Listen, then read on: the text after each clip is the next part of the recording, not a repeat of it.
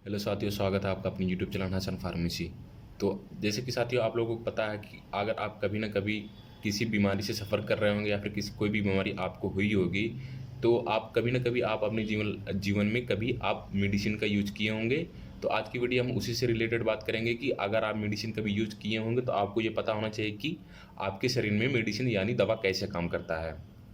साथ ही हम आप लोगों की जानकारी के लिए बता दें कि दवा जब आप खाते हैं तो दवा आपका 4 स्टेज में काम करता है।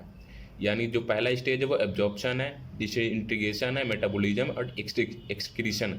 तो हम इस 4 टॉपिक को एक एक पॉइंट कवर करने की कोशिश करेंगे। तो सबसे पहला पॉइंट हमारा आता है एब्जॉर्प्शन। यानी एब्जॉर्प्शन होता क्या है?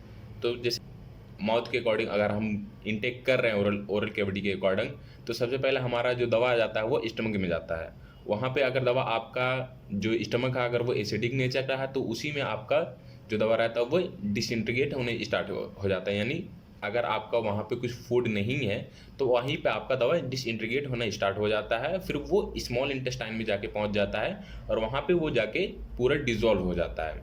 फिर वो डिज़ोल्व होने के बाद जो दूसरा प्रोसेस आता है वो डिस्ट्रीब्यूशन।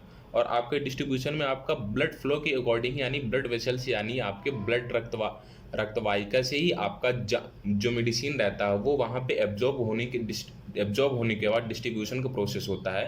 तो फिर वहाँ से वो और बाकी सेल्स तक आपकी दवा का जो केमिकल रहता है वो उसको पहुँचाता है।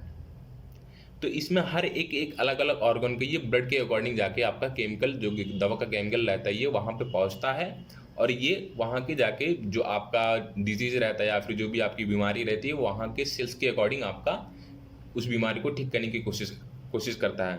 तो थर्ड स्टेज आता है हमारा मेटाबॉलिज्म। यानी मेटाबॉलिज्म होता क्या है? तो जो मेटाबॉलिज्म का जो प्रोसेस है, ये मेटाबॉलिज्म जो प्रोसेस है ये किस तरीके से ये कौन सा ऑर्गन हमारे दवा के ऊपर ज़्यादा काम करता है। मेटाबॉलिज्म में मेनली आपका लीवर आता है। लीवर जो आपका मेडिसिन एक्टिव और इनएक्टिव फॉर्म में रहता है वो इसको जनरेट करता है।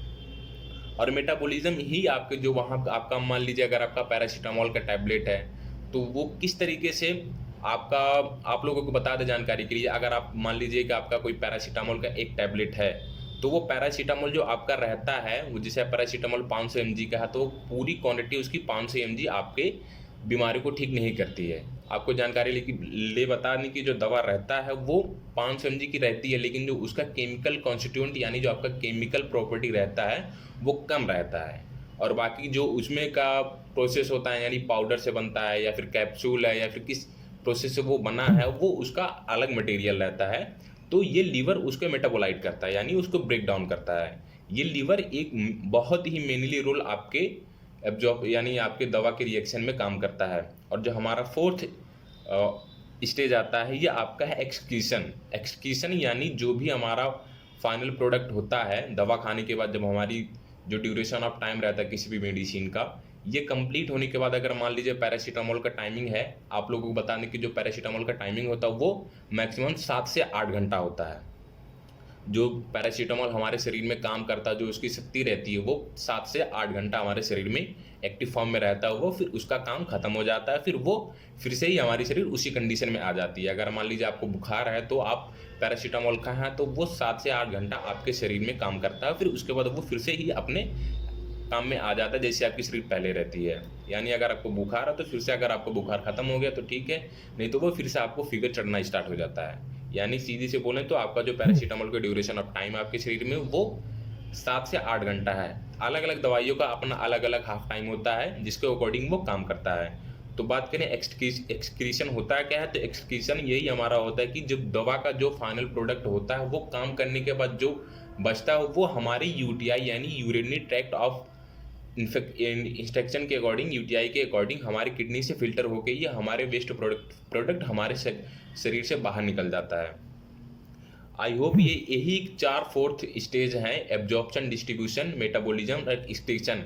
मैंने थोड़ा थोड़ा करके चारों पॉइंट को एक्सप्लेन करने की कोशिश किया। आई होप ये जानकारी आपको समझ में आ गई होगी। ये वीडियो आपको कैसी लगी हो तो हमको कमेंट सेक्शन में जरूर करके बताएं कि ये जानकारी आपको कैसी लगी। आई होप ये जानकारी से आप सेटिस्फाई रहे होंगे। अगर ये जानकारी आपको अच्छी लगी हो तो अपने रिलेटिव और अपने फ्रेंड के साथ ये जानकारी जरूर साझा करें। और आपको ये वीडियो कैसा लगा हमको कमेंट सेक्शन में जरूर बताएं और हमारे चैनल को सब्सक्राइब करना ना भूलें। आई होप आपका दिन शुभ हो। धन्यवाद।